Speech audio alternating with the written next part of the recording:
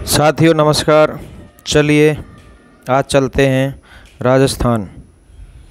यहाँ पर रानी सती मंदिर झुंझुनू, खाटूवाला श्याम, सालासर बालाजी और ददरेवा में गोगा मंदिर के दर्शन करेंगे। आपके लिए बहुत अच्छी यात्रा, बहुत अच्छी जानकारी जब भी आप कभी जाएंगे। और माँ से मिलने के बाद अब हम चलते हैं अपनी यात्रा पर।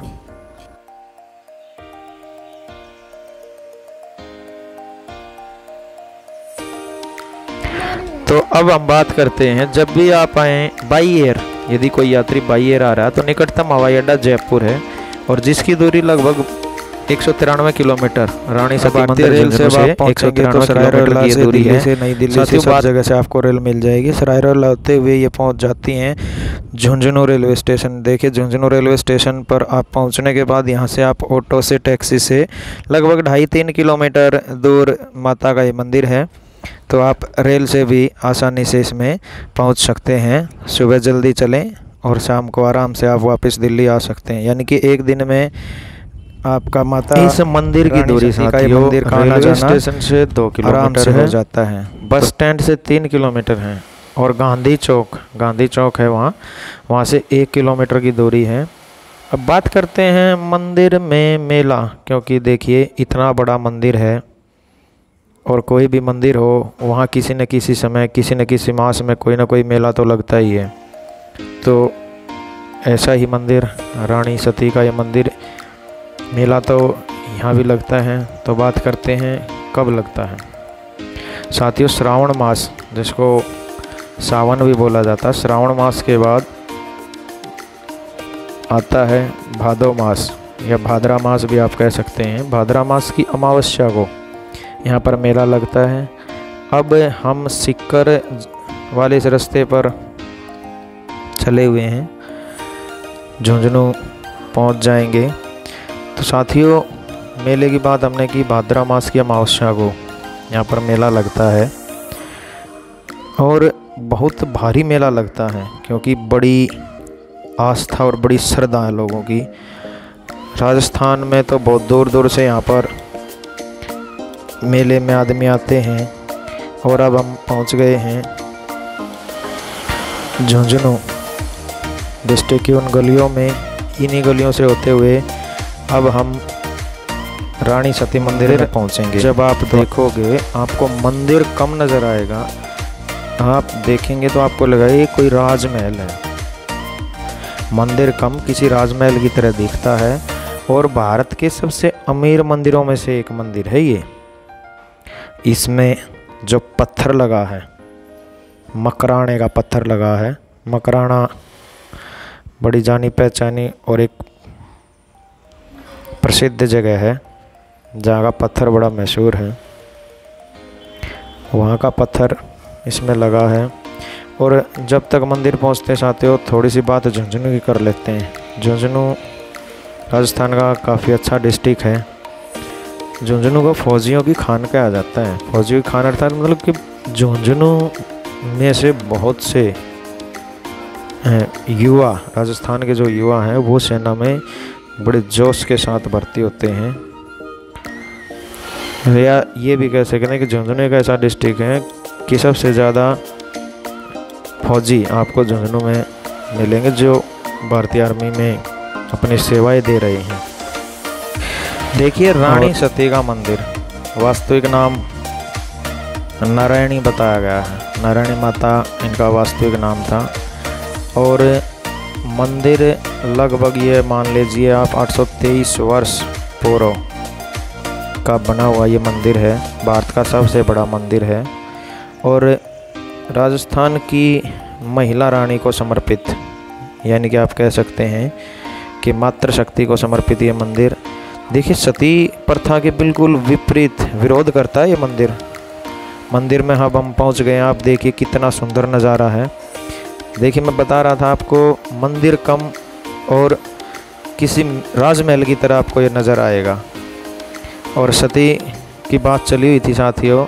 भारत में आखिरी सती 1980 के दशक में राजस्थान की एक 18 वर्ष की लड़की 1987 में स्थित हुई थी वह थी रूप कंवर।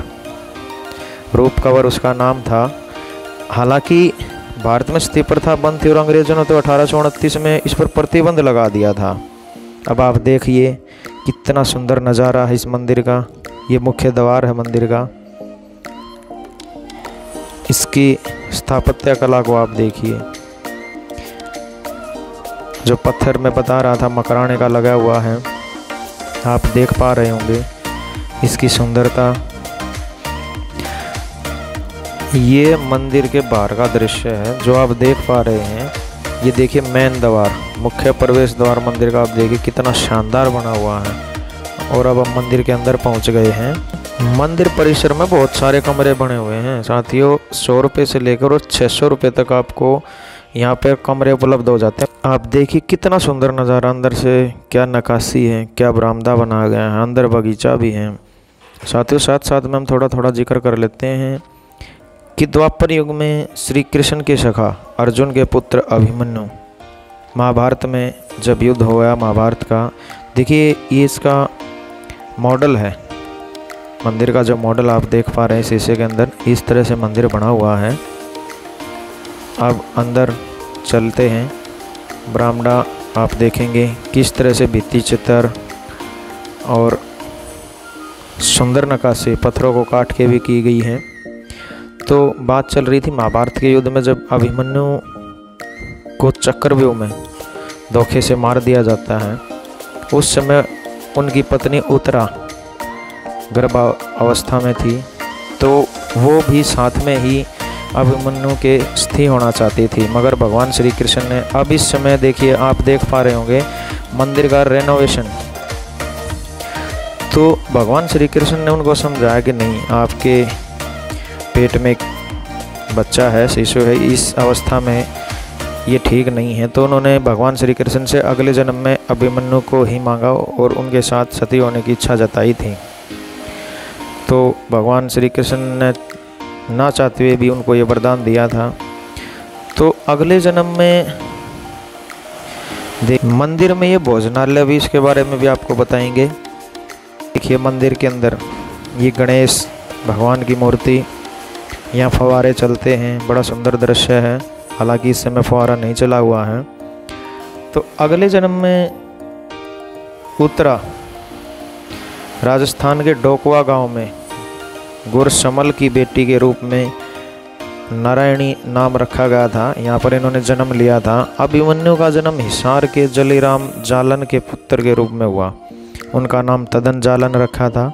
तदन व नारायणी की शादी हो गई थी। उनके पास एक सुंदर घोड़ा, यानी तदन जालन के पास एक सुंदर घोड़ा था और वहाँ के राजा का पुत्र उस घोड़े पर नज़र बनाए हुए था। वह उससे घोड़ा मांगता था, लेकिन तदन ने उससे देने से इनकार कर दिया था। इस घोड़े को लेकर राजा के लड़के और तदन यानी माता नारायणी के पति तदन जालन के बीच में युद्ध हो जाता है। राजा का पुत्र इस युद्ध में मारा जाता है। तो क्रोध में आकर राजा ने तदन के साथ युद्ध किया और नारायणी के सामने ही उसको मार देता है। क्रोध में नारायणी ने वीरता के साथ लड़ते हुए, बहादुरी से लड़ते हुए राजा को मार दिया। और राणा जी को घोड़े की देखभाल करने के लिए ही, घोड़े की देखभाल जो करता था वो राणा जी था। बताते हैं कि ये भी अभिमन्यु का जो सारथी था वही था। ये भी सारथी अगले जन्म में राणा जी था। तो घोड़े की देखभाल इसके जिम्मे छोड़ के पति के साथ नारायणी सती हो जाती है। तब से लेकर आज तक रानी सती के रूप में इसकी पूजा की जाती है। रानी सती दादी के नाम से भी इसकी पूजा की जाती है। अब भोजनालय के खुलने का समय है 11 बजे से 1 बजे दोपहर तक और रात को 8 बजे से 10 बजे तक। और मंदिर के खुलने का समय है सुबह 5 बजे से 1 बजे तक। 2 घंटे मंदिर बीच में नहीं खुलता है। 3 बजे से रात्रि 10 बजे तक फिर मंदिर खुल जाता है। मंदिर में किसी भी पुरुष या महिला की मूर्ति नहीं है, बल्कि त्रिशूल पर चिन्ह बनाया गया है। इस मंदिर परिसर में मैं आपको और बता देता हूँ, हनुमान जी मंदिर, सीता मंदिर, ठाकुर जी का मंदिर, भगवान गणेश जी का मंदिर भी है। आरती के बाद प्रसाद वितरण होता है। साथ ही मंदिर, जो बड़ा मंदिर है उसके साथ ही मंदिर में 12 छोटे सती मंदिर भी हैं। भगवान शिव की एक विशाल प्रतिमा मंदिर परिसर के केंद्र में है, जो हरे भरे बगीचों से घिरी हुई है। मंदिर के आंतरिक जो भाग हैं, अंदर के आपने देखे भी होंगे, उत्कृष्ट जो भित्ति चित्र हैं और कांच के मोजाइक से सजाया गया है। ये पूरा इतिहास दर्शाता है इसमें कि मंदिर कैसे था, कब की क्या कहानी, सारा उसमें कांच के मोजाइकों द्वारा जो भित्ति चित्र हैं उनसे सजाया गया। और ये मंदिर के बाहर का दृश्य आप देख पा रहे होंगे, सामने एक पहाड़ी दिखाई दे रही है। ये दुकानें हैं, यहाँ पर आप प्रसाद वगैरह जो भी आपकी श्रद्धा, अपनी श्रद्धा से प्रसाद लेवें। और देखिए मंदिर आपने देखा, अंदर से भी देखा, बाहर से भी देखा, कितना सुंदर है। किसी राजमहल से कम नहीं लग रहा है ये मंदिर।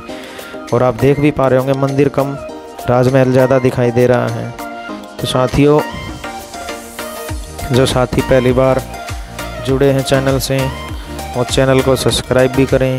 वीडियो अच्छी लगी तो लाइक करें और अच्छे कमेंट करके बताएं आपको कैसी ये यात्रा लगी, कैसा मंदिर है और मंदिर कितना अच्छा है। और कोई और जानकारी आपके पास है तो वो भी शेयर करें। कमेंट में जय रानी सती दादी लिख के अवश्य